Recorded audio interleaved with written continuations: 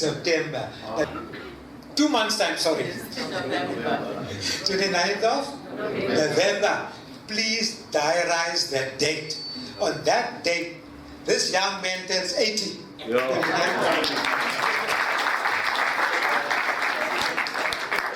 So this was actually on his bucket list, really speaking, to get this book published before his 80th birthday. And congratulations, Kenny, you've done a wonderful, wonderful job indeed. Before I move on to the next speaker, I just want to give you a very, very brief history of East London and North End. Very brief. I'm going to start by mentioning the name Pan Muir. Pan Muir, there's great confusion about Pan Muir. And Pan Muir is very vital in the history of East London. At the moment, Pan Muir is a suburb of East London, which is adjacent to Brayland. That is not the Pan Muir I'm talking about. Pan Muir actually started the city centre of East London, North Street, where the main post office is.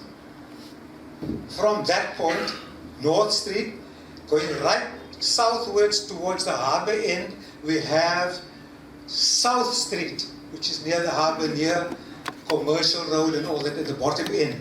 That whole block was Pan Muir.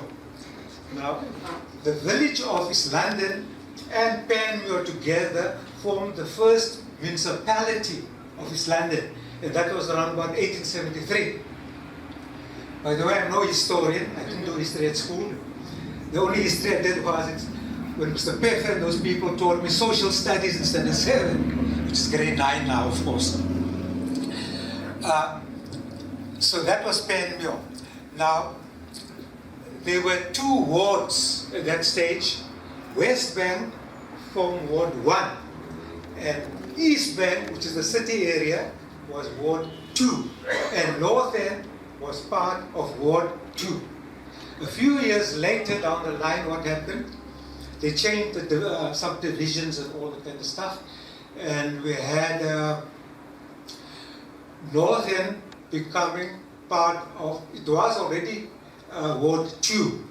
It then became part of Ward 3 with Pan Muir. So Pan Muir was Ward 3 and North End was part of Ward 3. Another 7 years down the line, around about 1890 odds, North End became a ward on its own, and it was Ward 3. Then many blacks moved to North End at that stage. Many blacks moved to North End. Why? The rentals were cheap in North End, and at the same time, they were near to the East Bank location and so on, and near to their work and so on. Then comes a guy, a councillor, Henry Willits. Yes, Willits Road is named after Henry Willits. And he was a racist. Unfortunately for him, it did not work because the blacks were protected by a colonial law at that time, which protected them, okay, because they were franchise people. So they were not able to get rid of the blacks at that stage. That was very brief, the story of North End and East London as such. I now call upon the present principal, Lorenzo, to ploy. Needless to say, he's an old Basicarian as well. When Uncle Pat approached me some time back asking me the availability of the hall, I immediately said yes. Because I know St. John's, there's a lot of history attached to the school. And also knowing that I also have been staying in North End with my granny, I immediately said yes, not knowing what is going to happen, but I agreed. Ladies and gentlemen, a word of welcome to all the guests. Uncle Kenny, special word of welcome to you and your family. It is always an honor for St. John's to partake in such festivities, ceremonies, because as I said earlier on, St. John's Wood Primary School forms part of history, and history is something that we cannot close the chapter on. But I'm very, very emotional when it comes to saying a few words where history is related. And knowing my granny and knowing all the people might not know everybody shares part of the history. It's difficult for me to talk about the history as Mr. Kandu has spoken about it. I also see some of the old teachers here. I myself was in Mrs. Teresa's class, 6E, in the 1980s. And those years, and what I'm going to say, I'm sure everybody is going to laugh. Those years, giving a hiding was a priority. But nevertheless, a hiding at the right time didn't do any bad to us all. Unfortunately, times have changed, laws have changed, and we are regulated by policies in today's life. Uncle Kenny, you have been blessed with 79 3/4 years. God has opened many paths for you and your family. And we know God is already there waiting for you to celebrate your 80th birthday. And we know God is going to give you a lot more blessings, Uncle Kenny. Because what we have done today, we have brought St. John's back into the history. Through your effort, through your hardship, to your dedication, you have relived the history back in our lives. Ladies and gentlemen, feel free, feel welcome, and thank you very much. Pat Goosen and his lovely wife Ursula came to visit me a few weeks ago at home. This slideshow has been developed from pictures taken from the book. It's just to water your appetite, to put it that way, so that you can read it. It's not, don't now look at this picture and don't want to read the book. You must read the book. So enjoy yourselves. Thank you.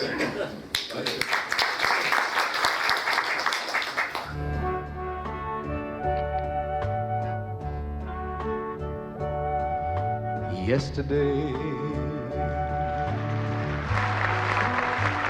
I knew the games to play. I thought I knew the way life was meant to be. And now there's you, my foolish games are through. Now at last I have found just what makes this whole world turn around.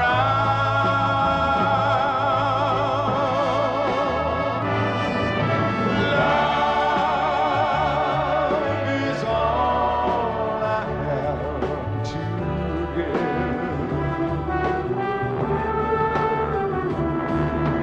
Love is all as long as I shall live. So take it all, and I'll always be there when you call my name. I know that love is all.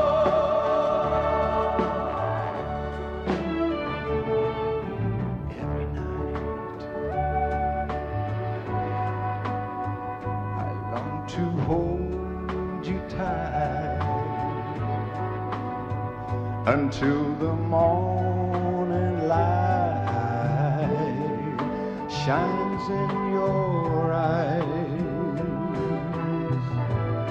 So love me now. We'll get along somehow. Won't you please take my hand, and together forever we'll stay. Oh, love is all I have to give.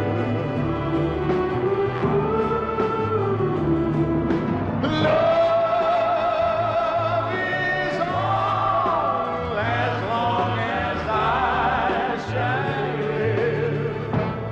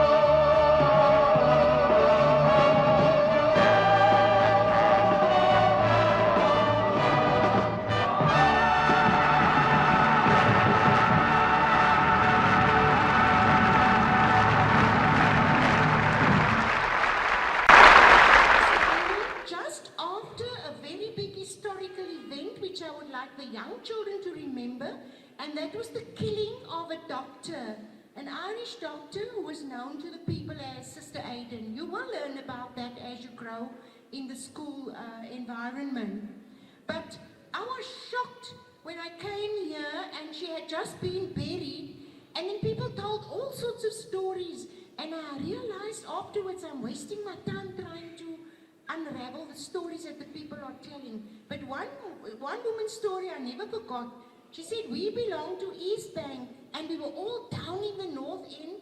I had a baby on my back because we were all hot and bothered about the killing of this wonderful nun whom we all loved. Then the police came with shambox and started beating the people and said, get out of the town, we don't want you in the town, go back to East Bank or wherever you come from. And she says she grabbed the baby, put it on her back and ran up there past the old Springbok bioscope. And only when she got as far as that, she realized there's something wrong. And then she took down the baby and opened the blankets. It was a little dog that she had picked up and forgot her baby. So even the saddest story can have a little bit of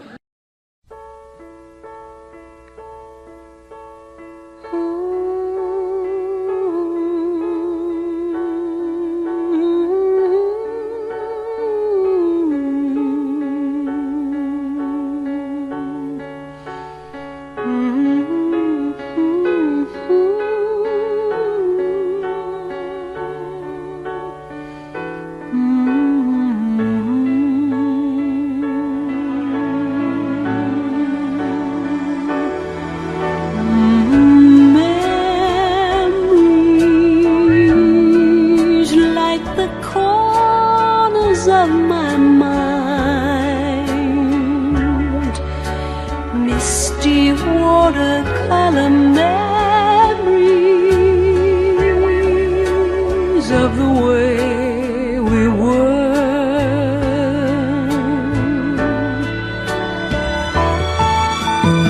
scattered pictures of the smiles we left behind, smiles we gave to one another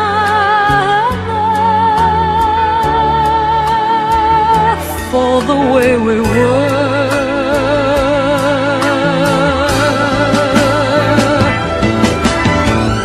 Can it be that it was all so simple then? Or has time rewritten every line? If we had the chance to do it all again, tell me, would we? Could we?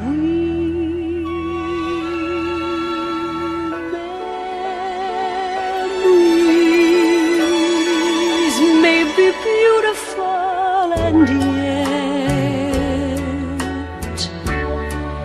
what's too painful to remember, we simply choose to forget.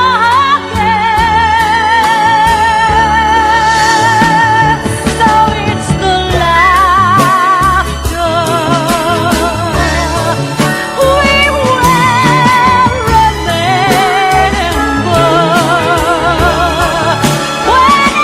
we remember the way we were, the way we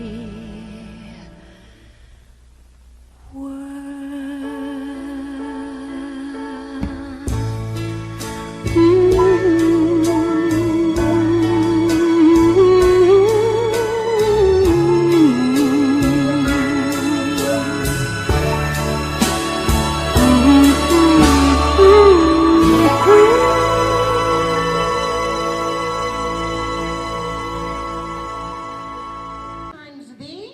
Some of the pupils I remember, Hassan Muhammad, Judy Nash, his name is here, and I didn't know I was going to meet her today. Fragile Harry, Dr. No, Kandu, the Kandu is not the doctor, Mr. Kandu over there. I know a little bit about Mr. Kandu because he's given me part of what is going into my book on the North End. And I hope you won't mind if I share the story with you. He used to be a very cross young man in St. John's Road because he had an intelligence that was working. And when the other children were kicking ball, he would stand with his friends and look over the school wall and watch how being manhandled by police. The vans would ride up and down and stop and just shove the black people in there as if they were pumpkins or sacks of potatoes. And he got very angry at that. He became a political activist as a schoolboy. And when he went to high school also, he and some friends who were equally political minded used to go down to the harbour and sit in the restaurant and wait to be served, and then nobody served them because they weren't white. And then they'd get up afterwards and go and give the manager a bit of their minds. And they used to get a kick out of being activists at that age. So I'm just mentioning that.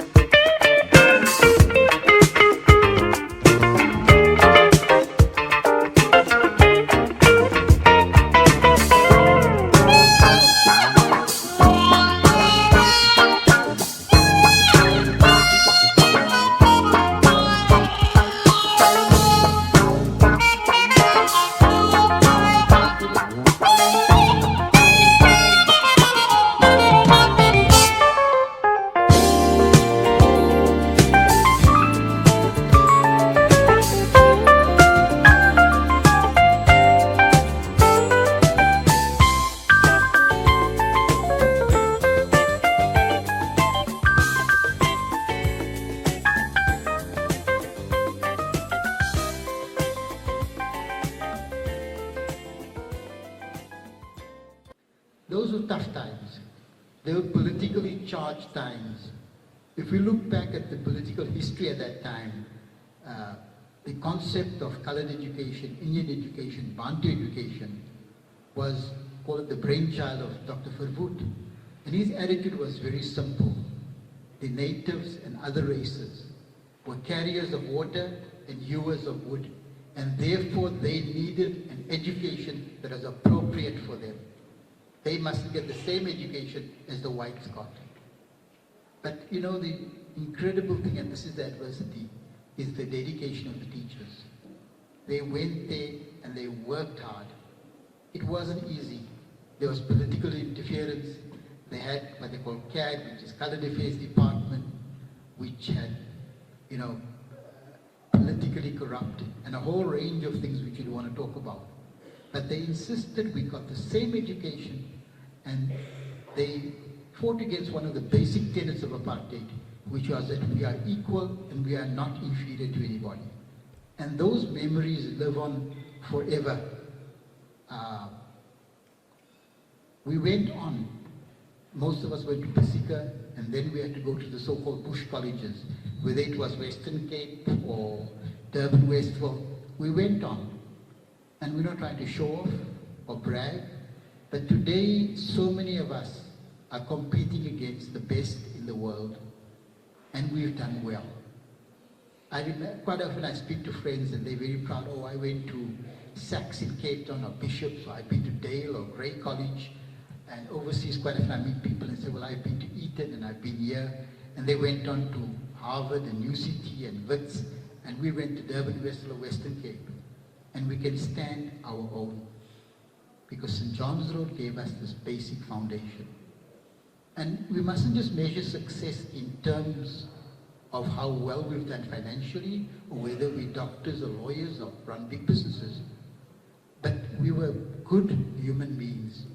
We're good community members. We're good family people. We play leading roles in our church. It made us good people. And that is where St. John's, in spite of all the adversity, we have so many pleasant memories. We think about so many things. And that is what St. John's laid the foundation for. I don't want to talk too long because time is going on, but I just want to end with two messages. The important thing in those days, life was tough. They were the doomsayers and the prophets of doom. They said once colored education comes, education is going to go downhill. Your certificates are not going to be worth anything. And you go to a bush college like Western Cape or Westville or Forte or Zululand, they said your degrees are going to be useless. You're not going to get jobs anyway. And today we compete against the best in the world, and we've come out on top. So even today, there sometimes is a mood of pessimism, and I say no. If we triumphed in the 60s and 70s, we will triumph today even. The two important thoughts I'm going to leave you with is, firstly, do not become a victim and blame others. Well, the minute you do that, you say, well, I expect the government, or I expect businessmen, or I expect somebody else to sort my problems out. We've got to learn that we have to sort our own problems out. And these are not really problems, they're opportunities. The second and possibly the most important point is we must understand one thing very carefully. You can only grow when you are challenged. You know the problem most of us made is that we had a tough, it wasn't easy growing up, but we've done well. So what do? We say, well, I want to make life easy for my children. We don't want them to battle like we do. So we want to do everything for them. And that's the worst thing you can do. When I look back at my life, the times when I really grew wasn't when things were easy and everything went well. It's when I went through a crisis, when things were tough. That is the time I grew. And I want all of us to remember this, and this is the parting thought. You can only grow when you are challenged. And therefore, in these times, let us take these challenges, whether it's at the school, whether it's in South Africa or in East London, that we need to grow.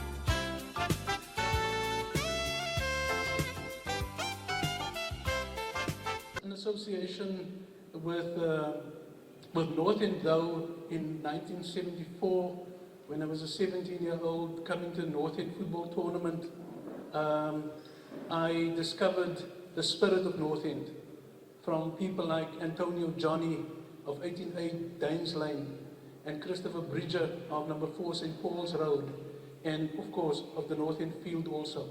And I found then there in this community warmth and hospitality, care and security. And many years later, I wrote the book, Dust in My Coffee. And Mr. Fridge Harry was so kind to graciously publish that book, and because it captures the spirit and the experience of North End. I found, not really in the process of researching the book, but afterwards, after the book had become public, found that there were indeed contradictions in North End, that people talked about the real North End and Clark's Hollow, or Clark's Hollow, as it was also pronounced. And these contradictions had to be mediated through something, mediated through story. But what I also found was that St. John's Road Primary, standing in the middle of these two North Ends, actually centered North End. So St. John's Road Primary centered the community that had these attributes of hospitality, warmth, closeness and protection, but also of contradictions.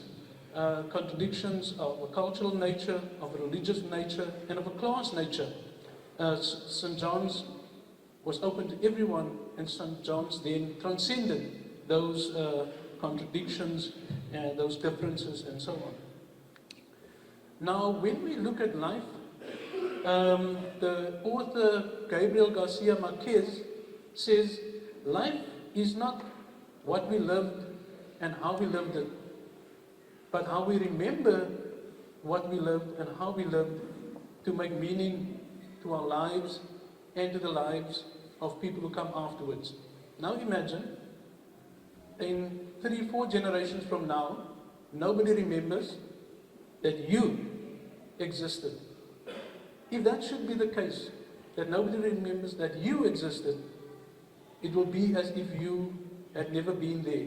Now we have made a good start of you being at the bicentenary of St. John's. Because if you're not going to be there, it will be if you weren't here either. And the good start is that Pat Goosen is capturing this event.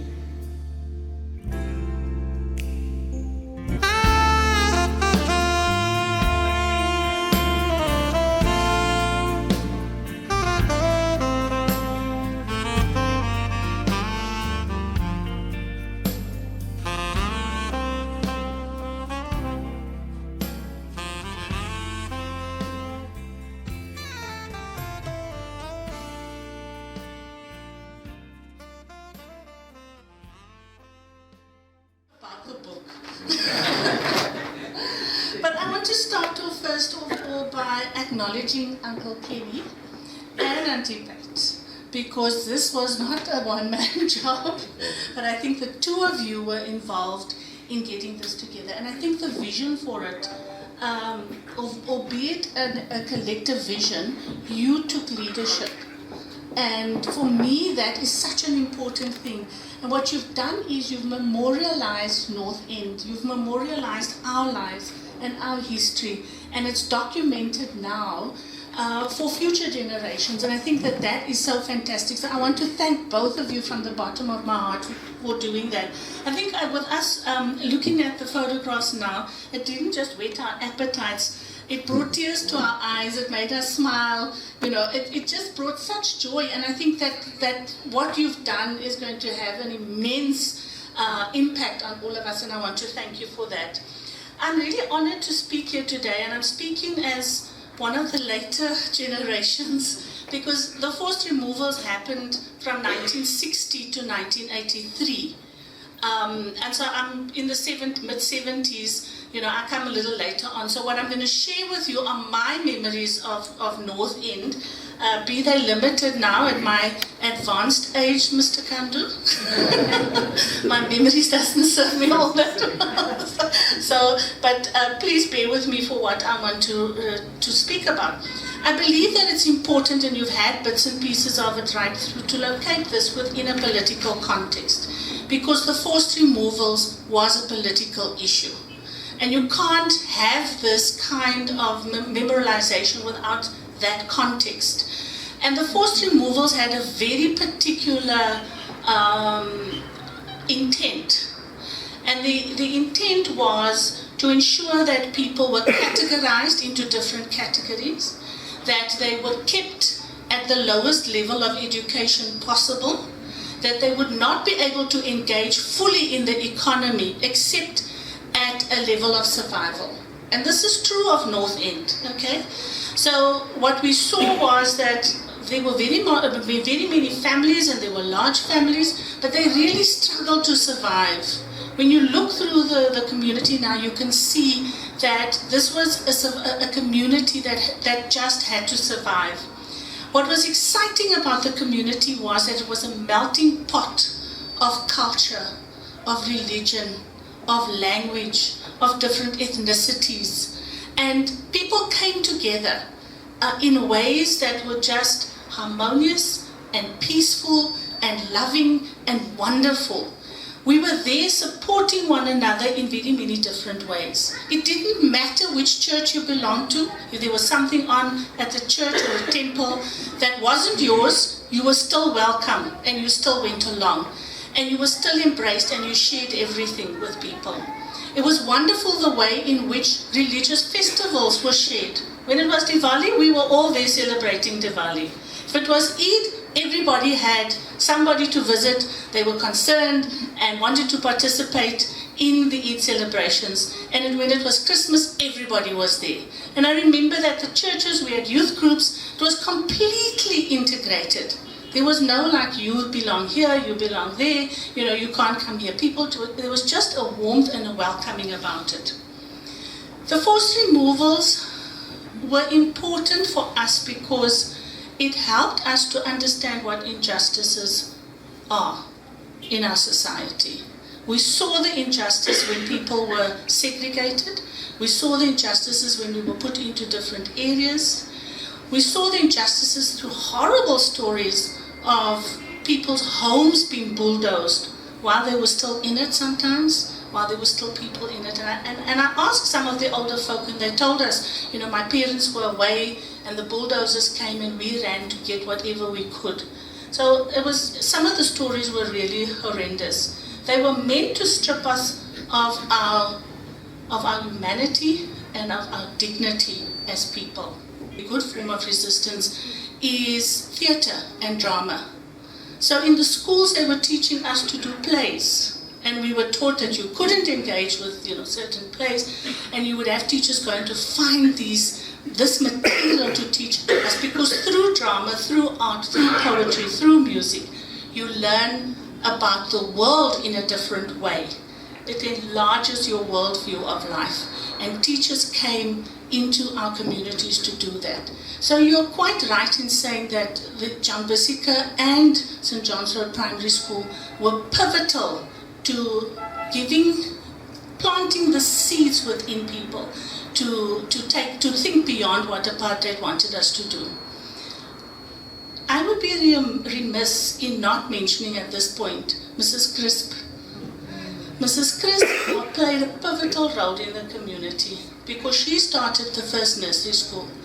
And many people today, many professionals today went through her hands. She was a professional teacher, but she made sure that the nursery school gave a solid grounding to the children who came through her doors. She really, really worked, and it was hard for her to do that. She was a widow at the time. She had her own children to raise, but the nursery school became quite an important asset and tool in the education of people today.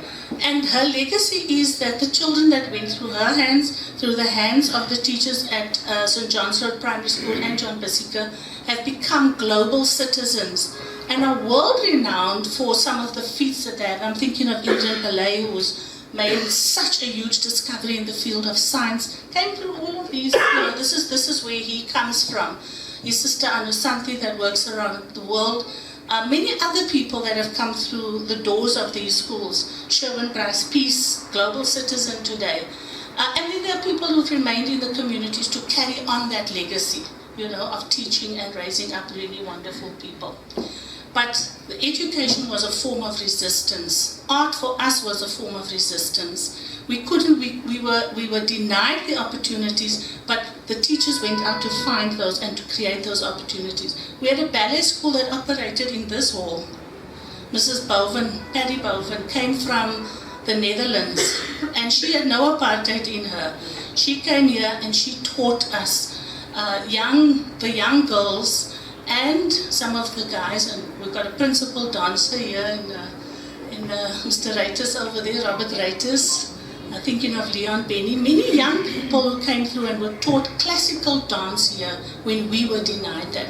We still have, my mother's kept records of all of that, and we have the records about how it was viewed in those days. But it was phenomenal that people stretched beyond what there was they weren't thinking of it as protest at the time, but when we look back at it now, we can see the resistance to what apartheid put out there in these different ways. Another part of the cultural aspect of our lives, which was mentioned a little bit in some of the photographs will show it, is dancing. One of the ways in which people were able to come together to socialize, to build social cohesion, was through the church dances. Because the churches were pivotal in the community. The churches were there for spiritual formation. And there were the nuns, there were the women, the mothers in the churches that held the Sunday schools, and through the Sunday schools they were providing religious education and spiritual formation. It was a very important part of building families, communities and society that kept us together. And the churches were liquor places in those days. We had a lot of fun. We used to have all kinds of things, evening socials, and there were the bazaars, and people used to frantically, do a lot of work to produce the food and the crafts in the bazaars. And then the night of the bazaar there would be a dance, and you would have these fabulous bands that would come in. And then you'd have the designer seamstresses in the community. There would be Lalam, and there was Mrs. Pretorius that used to sew. Oh, all right. There are lots of names here. Remember all those ladies that used to sew the absolutely magnificent gowns. Right? Today you can get onto a global stage with the things you make, but they were sitting in the communities and making those things. And the women would come to the dances, and it would be absolutely fabulous, and the men would look very dapper, and the music was lovely, not like the noise you get today, excuse me for those who are all modern around here.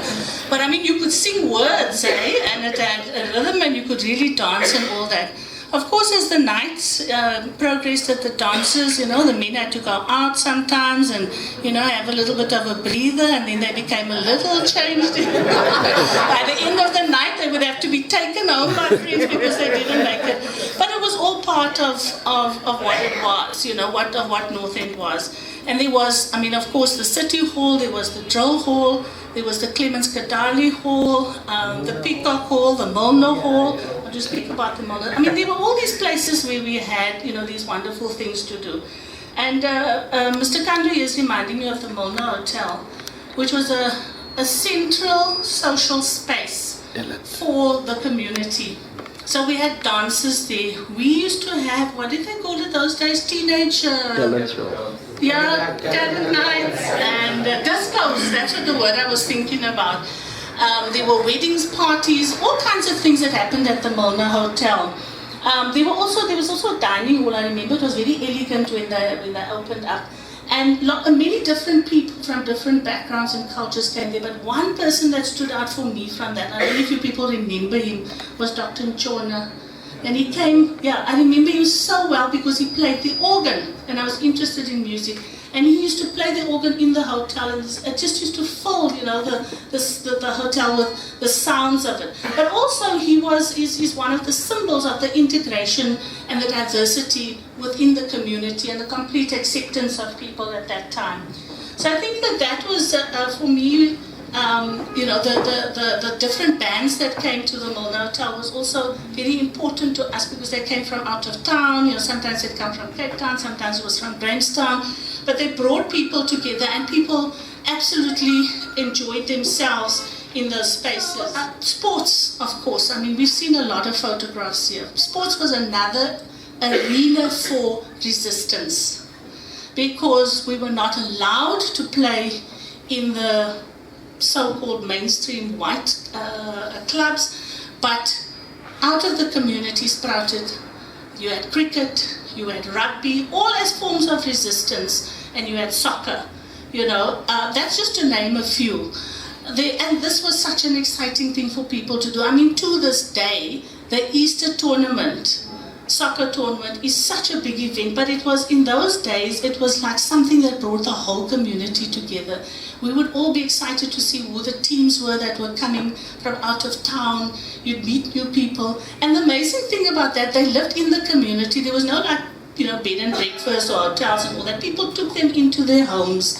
And that was a wonderful thing about North End, was that you just came to people's homes and you were accepted, and people opened up, and you would have a fabulous time while you were there. People would cook, and you'd really break bread together and just enjoy one another. And through those exchanges, we were learning, we were sharing information, we were growing, and so forth. I'm always thinking about the legendary rivalry between merchants and Stars of India, and prides and all that.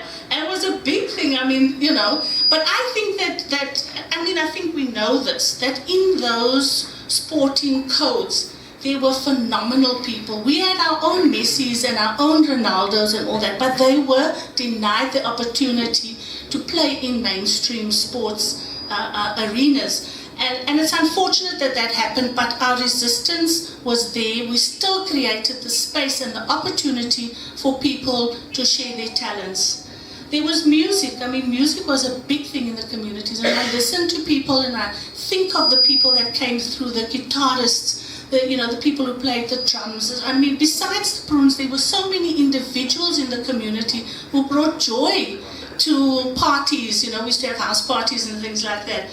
And they were all denied the opportunity to, but it didn't stop them from expressing that, They couldn't become the, maybe the Frank Sinatras of the world and so forth, but even though they were on par with people like that across the world. But it was really great. I think what I want to say is I also want to talk most importantly, I think, about the role that women play, because I'm a women's rights activist, and often the role women play is invisibilized. But if you think of that community, you think of people like Auntie Supo, that at Otas. She played such an important role in the community, and I think she was the forerunner to fruit and veg today. She was there providing all of us with our fruit and veg and so forth. But she was a single woman raising a family. Mrs. Crisp was a single woman, There are lots of other women in the communities. The women that worked in the pallet, so many of them were making a living in order to support families, in order to educate children, to move them on. They were putting their backbones into it. There were men, most of the men in the community that I knew in the environment where I worked were in the hospitality industry. They were waiters, they did that kind of thing. Earning menial salaries. My father, when he worked at the King's Hotel, was earning £4 a month. I still have the little book, those unemployment books and things like that. But then the women had to go out. The other thing that was quite devastating about communities was that because they were big families, a lot of the elder children had to leave school to go and work. So you would go, if you were the eldest or the second eldest, because you had to educate the other 4 that were behind you. And so the elder children were always at a disadvantage. And they were earning very little, but it was a contribution to the family. So we have to think about how those things played out on us. There were nurses, there were midwives in the community. Many teachers, I think, that I haven't mentioned here, but I remember very well. Ms. Pasatang was my teacher, Ms. Elliott, Ms. Mentor. In this very hall here, they were teachers here, in the foundation phase. They all made a contribution in special ways. Other teachers which we haven't mentioned may be Mr. Blichnout, Mr. Theron, the Murphys, Mr. Peffer. I think he was such an iconic person in our community. Never forget the name. He named his canes. I mean, really now, Excalibur the first, Excalibur the second when he broke it on somebody's bottom, I mean, these were really colorful characters. Mr. Holborn as well is one of the teachers here. There were many of them, that provided so much. What I found interesting about the teachers was, especially at John Bisika High School, was the political education that they gave. Some of them worked outside of school, calling groups together. They would have these debates and so forth. And it was amazing to I witnessed that because my mom was, one of the teachers who did that with people like Stacey and Errol Theron and them and all. They were youngsters then. But they were doing a lot of work to conscientize people about what was taking place. A lot of the teachers belonged to the Unity movement. I don't know if you people know that. And they produced and disseminated a journal called the Educational Journal. And that educational journal they used to give to youngsters so that they would become aware of the injustices that they were going through. Then there was also people who played darts, people who were fishing. Fishing was a big thing, continues to be a big thing now. And then we can't forget the Fafi players.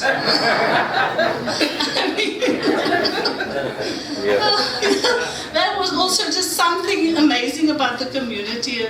Everybody liked to dabble in a bit of Fafi to earn, an extra buck or two.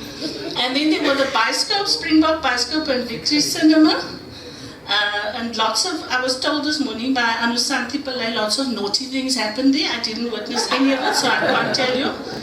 And I spoke to Teresa Raghavan, who lives with us, and she said, don't forget the Queen's Park, that the Queen's Park was such an important place to go, and Lover's Lane. And her thing about Lover's Lane was there were many babies made there. And then for little children, there was hopscotch and Kenny. Those were the games we used to play. Very simple, didn't need to cost the parents 5,000 rand to buy some machine, that they do and stare at this machine. We played in the streets. We did simple things then, My brother used to collect bones because they were making buttons from bones, and he enjoyed that kind of thing, going from house to house. What I'd like to say is that North Enders, what was absolutely iconic about people from the North End is that they overcame the brutality of apartheid. They overcame all of the restrictions and the limitations that were put on them. And they rose above that in many different ways, economically, socially, politically, and so forth. And that was amazing. At first we didn't have restaurants. It was a big issue to have a restaurant, so we went to Dairy Den or the Windmill and Smoky Joe's and, had that kind of a time out there. So we really were a phenomenal community. And I thought a lot about why is it that this is such an important book for us and such an important moment? Because I think it's worth thinking about. And the reason why it is so important to us is because we shared a love for one another. We shared connection. We shared respect and dignity. And when the community was together, when we were all together, that's what we felt. We weren't afraid to walk in streets because you knew you were everybody's child. You weren't afraid to go into any place because you knew you would be welcomed. The community is so and was so connected. And it's amazing that the connection has actually continued with people going to live in Australia, in Canada, in the UK, in Germany, wherever they are, people still feel a connection. You can see that from the Facebook page that Lenny Abrams establishes. People get so excited when you talk about North End, because North End, no matter where you are, is home. North End anchors you to your community, your society, to your history. And that's why, Uncle Kenny, this book is so important for everybody, because it helps us, it feeds that and nurtures that connection, and it nurtures the love that we've shared. And when you see people today, it's not like strangers in the street. It's like one of my family. You know, no matter who it is, no matter where you are, this is family, this is home. And there is no place ever, my father used to say, be it ever so humble, there is no place like home. North End is home to us. And I hope that we will all enjoy this book. I'm sure we're going to share it very widely. And particularly, you know what I think also is very important? I was thinking when I was sitting there, Uncle Ken, this is an important initiative in another way. It shows us that there's no time when we can say, I'm retired, I'm done. Yeah. You are showing us that even at almost 80, great things can be accomplished. Yes. Great things, because this is a great thing. And I think and for me also the spiritual, my family.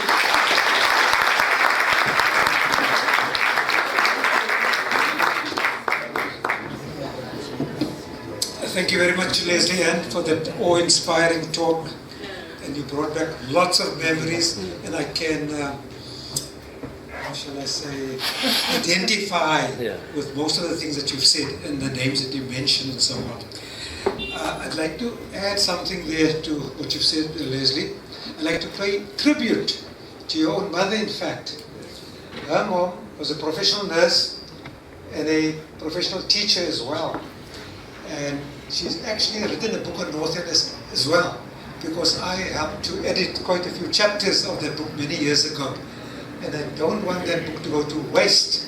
I'm asking Leslie publicly now to see to it that that book is... You found it this morning? No. Honestly, I met Dr.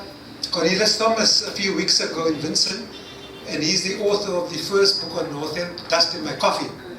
And he told me that you can write 17 books on North End and it'll never be exhausted. Yeah. You can write a book just on sport alone. Yeah. So another book is not going to do any harm. It'll be totally different. Different people looking at it from different perspectives. So much. Thank you, my children. That's my little grandson walking around trying to get your names. They've come all the way from Cape Town.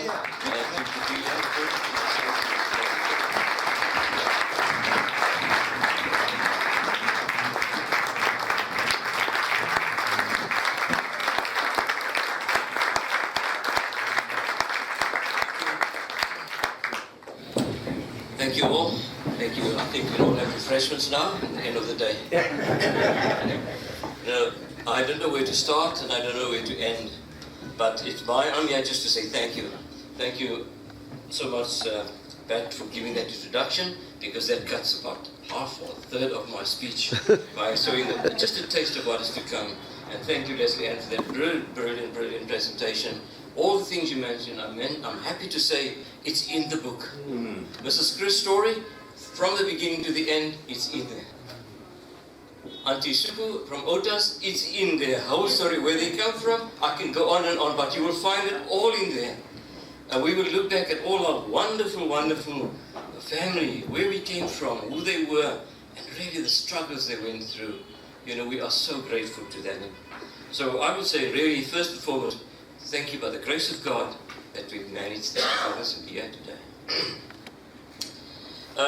When we started to launch this book, and I'll first of all say thank you very much, before I forget, to St. John's Primary School, so thank you for making this available for us. I thought when I was wondering my wife, and I thought, where could we have this? And then being right at once, St. John's Road Primary School, the only, one of the few, if not the only icon places where it's still getting strong. And still getting very strong now, actually. I walked in here in 1944, and it brings back so many memories. So many of us, doesn't it? Yeah. Isn't it so good to be here? It really is. Thank you, thank you. And where's the network? I can't thank her for doing all this catering. I'll see later on. And those who helped with catering, some people helped us to sponsor. It was a bit tough for me to put it all together, but people were so generous. Jerome Sam gave us the cakes. Leslie Ragawal sponsored the banner we have there. And Gavin and Sharon Munya helped us play to the band. And the Malavala family, Manilals, all gave us a donation towards the catering. Thank you so much. And please try to Chubis for trying to get the Hindu Society to donate as well. Probably that's why he's not here.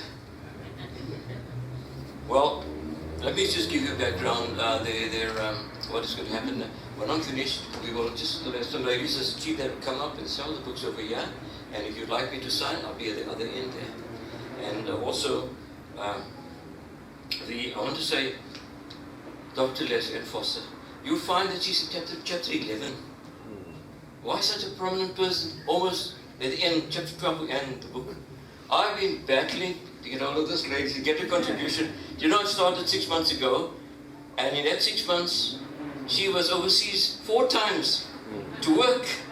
And I can tell you now, she's leaving again tomorrow, so that we got her in time. So thank you, Leslie Ann. I know you have such a busy schedule. There's so many people that donated and made this possible. Thank you very much. I would like to look upon this book as a contribution. I knew I couldn't do it on my own, because what my vision was for each and every one of us, from granny to young child, to remember where we came from, who we were and who we are today, and who our children are today, our roots. And the church and society played a big role. And I'm very Catholic, and I wrote a big chapter on Catholic, so that's not being very biased now. Come on, bring it. So I touched on all the other religions as well. And so I asked my friend Rabban Kanu, when I offered asking, please can you write on the Hindu community? He said, yes, not only that, I'll do the Tamil community as well. And then my dear friend, there was one person who's so sorry not to be here, is Yusuf Masood. You know, his dad, Mutta Ali, was Imam here from 1938 for 40 years. And I said to Yusuf, go ahead Yusuf, write that story. But it was a big mistake. He's written the biggest chapter in the whole book. Lovely. He did so much research when the Muslim society started, who the members were, the pictures when of the ladies of those years. You're going to love the pictures of Jalanis, remember them? And so many others. And that made me so happy that we recall this. And plus, the modern era of people that are doing such good work. And thanks to Raman as well, and Yusuf, and Leslie Ann. Now, Leslie Ann, as I said, the Good Shepherd Church, you could have double dose in a book. I gave up on Leslie Ann and the Good Shepherd Church and Mrs. Crisp. And so I had to do it. And so you find the Good Shepherd Church, which I wrote, and Mrs. Crisp, the whole history of how she started and everything, and all these people. And then now Leslie Ann came along and said, thank goodness. So I'm not going to delete what I wrote, but they'll have a double dose of Good Shepherd Church in it as well. And well done, thank you so much. And then, of course, being a big Separite, and especially, I love sport. I've had border colors in all the sports. And my team was Star of India, so I'm very sorry guys, man, you know, they're very prominent because they were the first team in 1902, founded here in London. But we brought in Pride, Blue Bells, and Blue Reds, Cloud9, a lot. And then I've also, an older generation, I felt we needed to bring in the younger generation. Believe you me, these young people are so politically aware of what their needs are, and they're doing it and finding it through football. Right there on Northern Fields, it's strong. And I asked Gavin, read Gavin van Brooyen's chapter on football from CFD's onwards. I want to make an apology, and I said it with all humbleness. And Warren, I don't think anybody knows your dad is not here, but you remember. When he talks about the Easter tournament, I'm saying it in the book, but I can say it to you now, that the whole Easter tournament was my idea. Stars Records will show that I made this proposal to have an Easter tournament. And one of my main reasons that we were still playing interracial football. And we wanted to bring the clubs together, get the ball rolling to start playing together amongst the clubs so that we could have the inevitable unity of sport, and that happened. I'm so glad about that. So that's very, very well covered. And I'm just cutting a lot out now because we're running about time. Okay, my big idea behind the whole book was that, you know, Little East London, in the 70s, Kenny Jiggles, Ronnie Phillips and myself, and Hassan Mohammed, we formed a group to start a museum, a North End, East Bank and West Bank museum here in East London. And we started very well. But then soon land claims started. And when land claims started, no one was interested. They were just interested how much I'm going to get out of it. And unfortunately, that went by the wayside.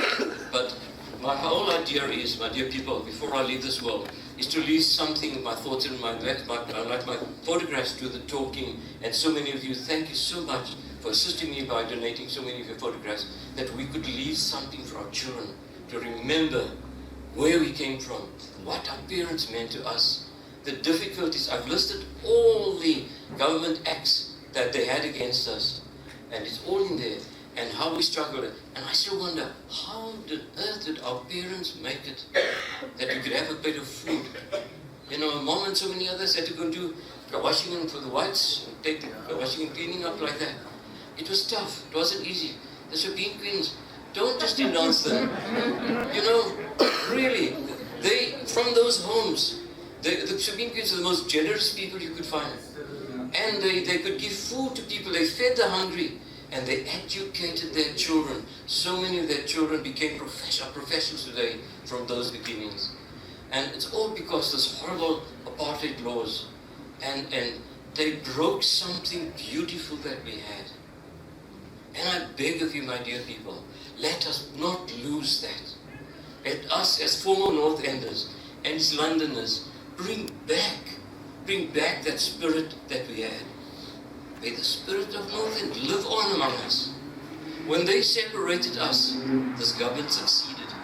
They succeeded in dividing us, making us fight against each other, making us jealous of each other, make us envious of each other, and even right down to the marriage, when you decided to crown who you marry because you come from there and you come from there. In our days, it didn't care a hoot where you came from. Let us bring that back, my dear people. And it's so good to see you here. This is such a lovely North End reunion, to see so many faces that I haven't seen for such a long time.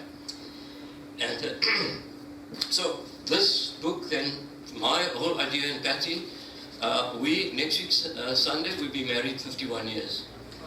And for the past 6 months, I've never fought with this woman like I did now. We have fights. We had fights because, you know, and the worst part of it all, at the end of it all, she was right. Gosh, a little grandson walking around trying to get your names. They've come all the way from Cape Town to be here. Unfortunately, my son is in a sabbatical and he's overseas at the moment. But he really wants us. He's with us in mind and thought as well. So, my dear friends, I would like this first and lastly, just in this book.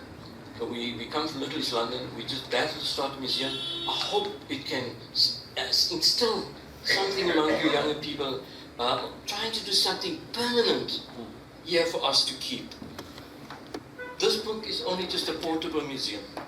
It's not just an ordinary book. It's an extraordinary book. And I say this all the humbleness in the world, for you to keep and to treasure. You know, there are so much histories in there. And as you say, we cannot cover everything. And Baikara said to me, and I said it in the book too, when I said, I just don't know where to stop. There's so much to say. I'm going to leave so many names out and so many incidents. And he said, Uncle Ken, don't worry. If you want to write something about North End, you'll need a book the size of a Bible. And so it's true. So I had to end there. So let us take this, my dear friends, and with the spirit, I apologize for the many mistakes. And on the very first page, my daughter took a look and said, oh my gosh, Dad, he has a mistake already.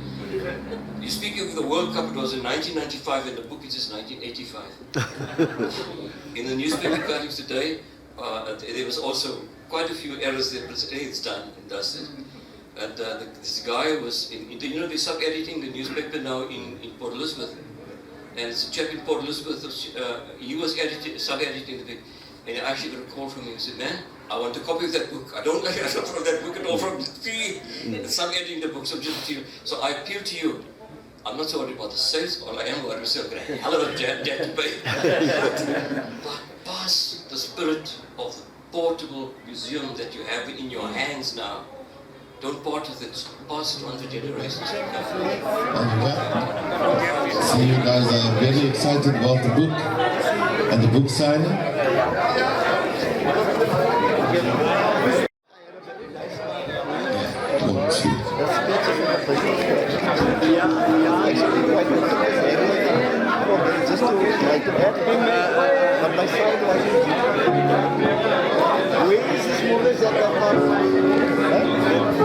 I actually saw it